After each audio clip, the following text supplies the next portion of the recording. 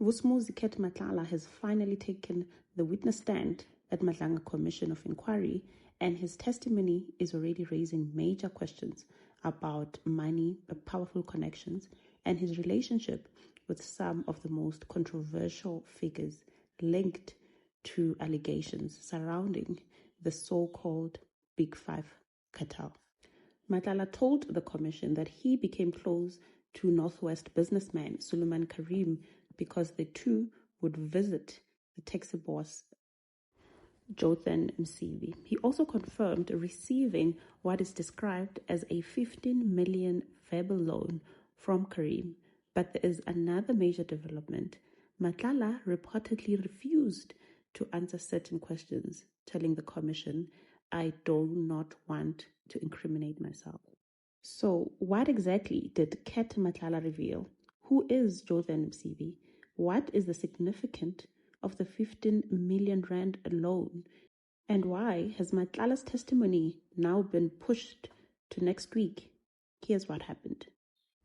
On the 17th of August 2026, Vusumuzi Ket Matlala gave his first testimony from the witness stand at the Madlanga Commission.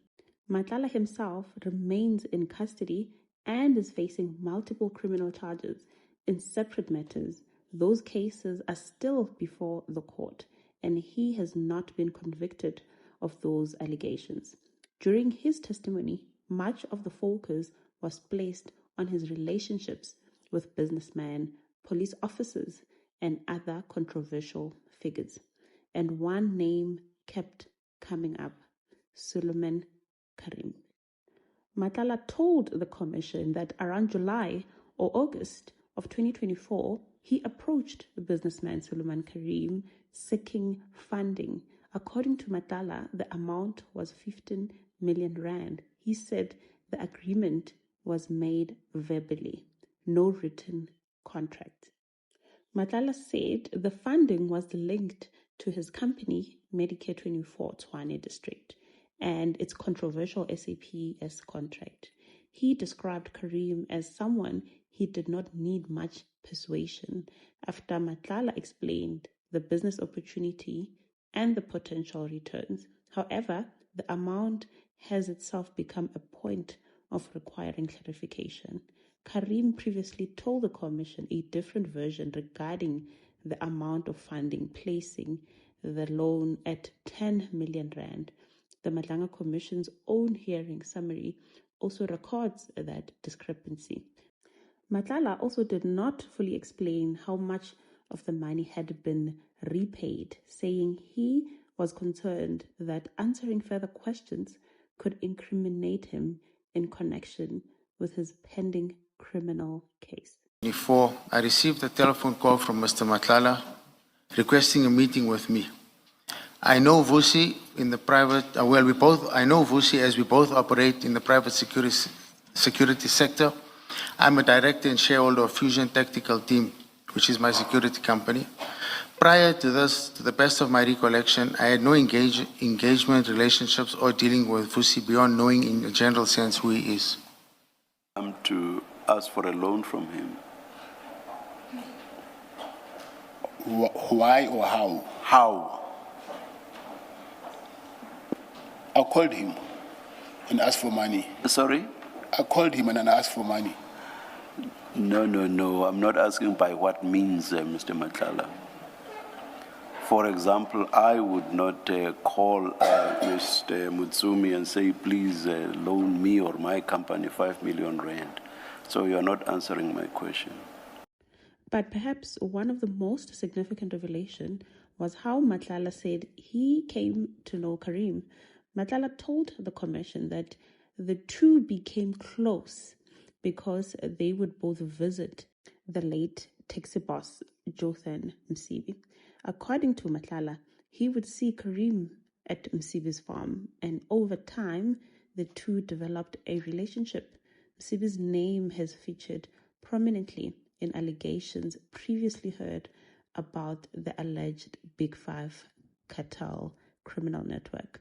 Police officers and witnesses have made allegations about the existing and activities of this alleged network. Those allegations remain the subject of the investigation and legal processes. Matlala himself has been accused of having links to the alleged network. Throughout Monday's testimony, Matlala repeatedly invoked concerns about self-incrimination. When questioned about certain relationships and matters connected to his pending criminal cases, he declined to go into detail. At several points, he essentially maintained the same position. He did not want to provide answers that could incriminate him. This created a tense moment during the proceedings.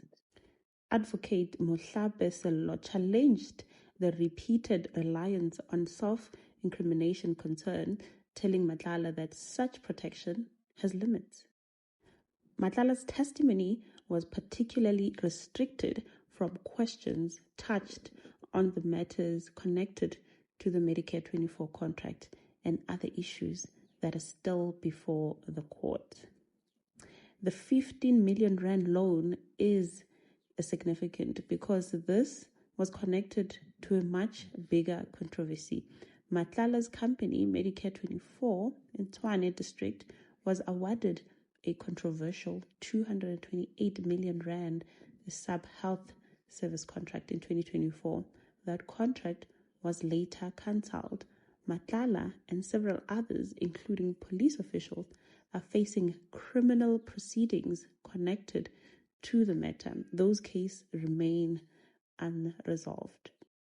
In fact, the hearing was eventually postponed to allow him time to submit a supplementary affidavit addressing some of the outstanding issues. Another major point of his testimony involved allegations surrounding political connections. Matlala was asked about the former minister, Senzo Mchunu. He firmly denied ever meeting him. Matlala told the commission that he had never met Mchunu, had no interactions with him, and had not attended gatherings where Mchunu was present. This comes against the background of previous allegations about Matlala's alleged political connections. Matlala's denial now forms part of his testimony before the commission, while the broader allegations continue to be examined. Matlala also spoke about his relationship with the late Jothan Msibi. He said his company, Cat VIP Protection, had previously provided security services to Msibi. When asked whether they were friends, Matlala reportedly described their relationship as close in a professional sense. The commission also heard about the additional financial relationship involving businessman Steve Mutsumi, with Matlala saying that one of his companies had received 5 million in funding from Mutsumi's company. These revelations have placed an increasing focus on the network of business relationships surrounding Matlala and where business relationship may overlap with allegations involving crime, policing, and political influence. Matlala has also laid it bare before the Madlanga Commission that he hates alleged political fixer Brown Mokgotsi. This was after he was asked to elaborate on the state of their relationship. According to Matlala, Mokgotsi caused him serious problems. He said Mokgotsi presented himself as someone from the suspended police minister Senzo Mchunu's office. Matlala said he had initially trusted Mokgotsi after he contacted him shortly after the police raided his home in December 2024. According to Matlala, Mokgotsi offered to help him open a case against the police and could help assist in getting to the bottom of the raid. And Mokgotsi wanted 20,000 rand. It was after that Matlala grew suspicions of Mokgotsi. The second time Mokgotsi allegedly requested money was during the ANC January 8 celebration, Matlala claimed. Those costs, he said, amounted to over 150,000 rand as they included flight cost.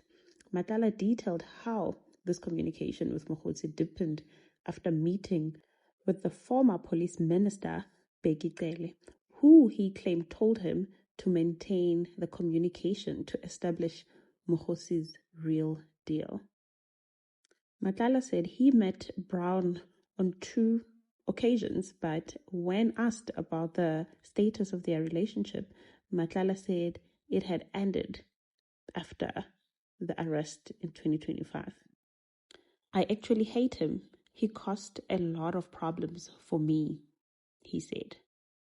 Matlala also told the commission that he could not say with certainty whether Mokgotsi was working with Mchunu or whether he was simply using the minister's name to obtain money. Currently maintain a relationship with Mr. Mokgotsi? If not, when did it terminate and what was the basis? No, I don't have I actually hate him. Why, if I may inquire, as a matter of He interest? caused a lot of problems for me. Yeah. When did this relationship end, as far as you're concerned? After my arrest, The 2025 arrest? yes. Okay. Have you been in, because the notice required any communication you may have had with any of these individuals identified. Have you had direct communication with Mr. Mokgotsi before you were arrested, but after you no longer liked him as much? Yes. When did I want to understand, when did your communication terminate, if it did, and not by reason of your arrest? I did not terminate him. I did not terminate the relationship, but Yeah. he was not. We were not the best of buddies because of what he was doing. I knew what he was doing, but because of what Mr. Taylor said, I just kept him close. So, to a day when I eventually got arrested. So you eventually got to appreciate what, in fact, Mr. Mokgotsi was doing. Of course, yes. And what was he doing?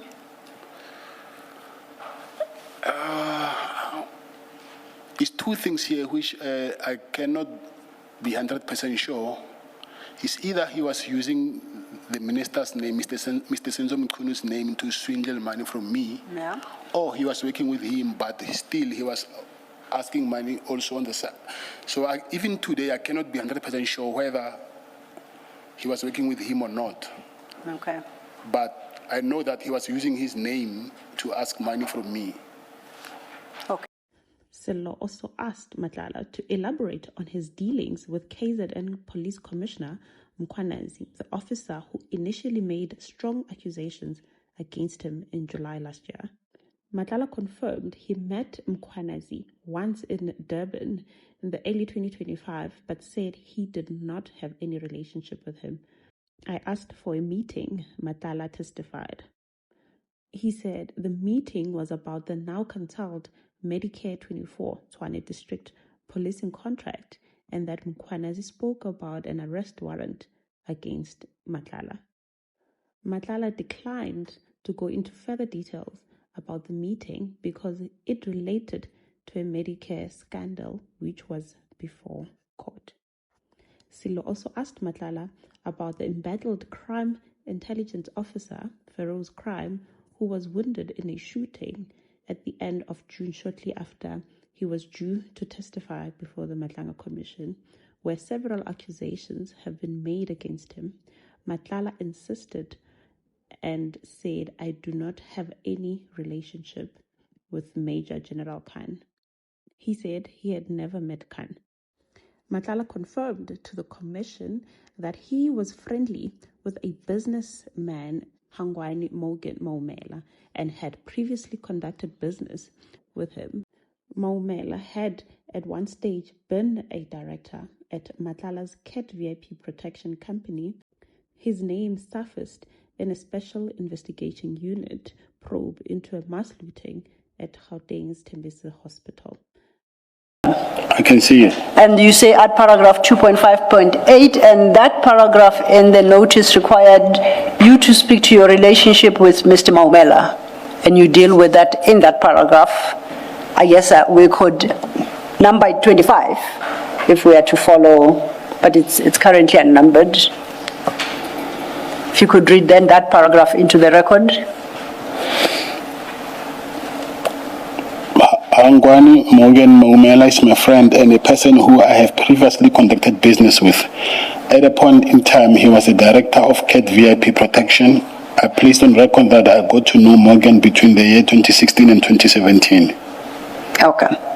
So you say you have previously conducted business with him. Are you able to speak to the nature of the businesses you conducted with him? He was the director of my company, and then the other thing is makers also which are under investigation by the SIU. So, sorry, I missed that. Please say that again. I'm saying he was at some point a director of my company, Yes. VIP Protection, and then the business that I'm referring to is something that I cannot speak about now because of self-incrimination, because the matter is under investigation by the SIU. So this is one of the matters that then when you expound on this point, you give more detail on, and then you will assert whatever right you believe you have in law, and then you, as with the rest, you advance the basis for why. What more will Ket Matlala be prepared to reveal when he returns to the witness stand? This is True Crime Unlocked. Don't forget to subscribe to our channel, like, comment, and hit the notification bell.